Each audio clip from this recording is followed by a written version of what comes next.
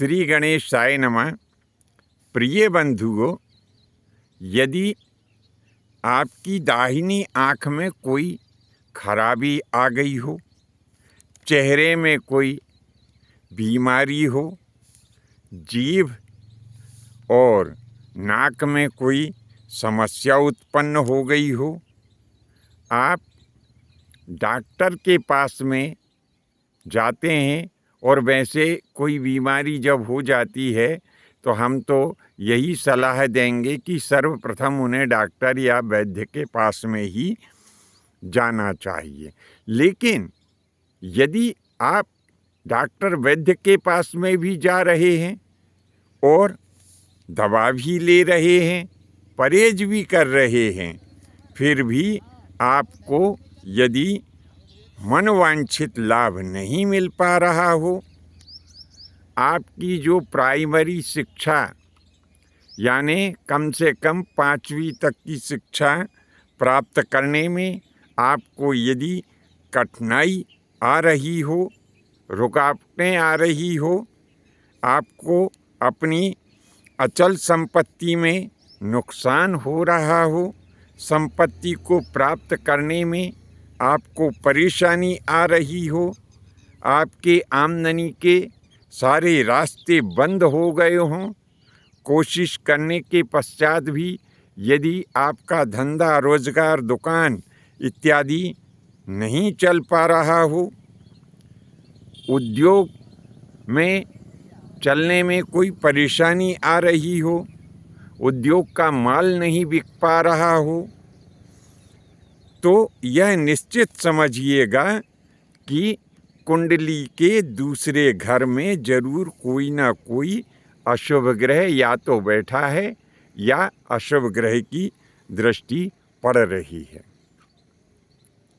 अब यहाँ पर प्रश्न यह उठता है कि इन सब समस्याओं का समाधान कैसे हो। तो इसके लिए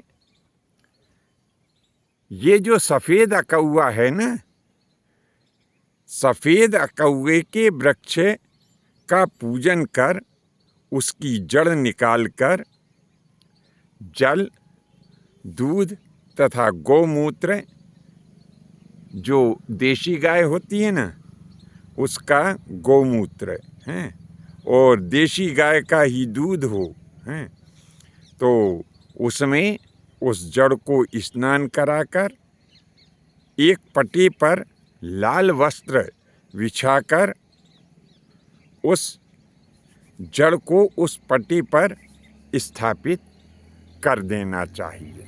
अब यहाँ पर एक बात और हम आपको बताए देते हैं कि इस जड़ को लाना कब चाहिए। तो एक तो जो होली का दिन होता है ना, जिस दिन होली पूजती है उस दिन उस जड़ को ला सकते हैं। और दूसरा जो पुख नक्षत्र होता है, पुख नक्षत्र में ला सकते हैं। पंचांग में सर्वार्थ सिद्ध अमृत सिद्धि योग होता है, इन योगों में उस जड़ को हम ला सकते हैं। लाने के पहले विधिवत उस अकौए के वृक्ष की पूजन करें और जैसा कि हमने बताया कि उस जड़ को जो हमने निकाली है, उस जड़ को जल, दूध और गौमूत्र में स्नान कराकर एक पटे के ऊपर लाल वस्त्र बिछाकर और उस जड़ को स्थापित करें। मन में भाव ये रखे कि हमने गणपति जी की स्थापना की है, क्योंकि वह सफ़ेद अकौए की जड़ जो होती है वो गणपति जी का स्वरूप ही होती है। अब उस जड़ का जो है प्रतिदिन गणपति जी मानकर पूजन करें। रोज सुबह शाम 108 बार अपने गुरु मंत्र का जाप करें।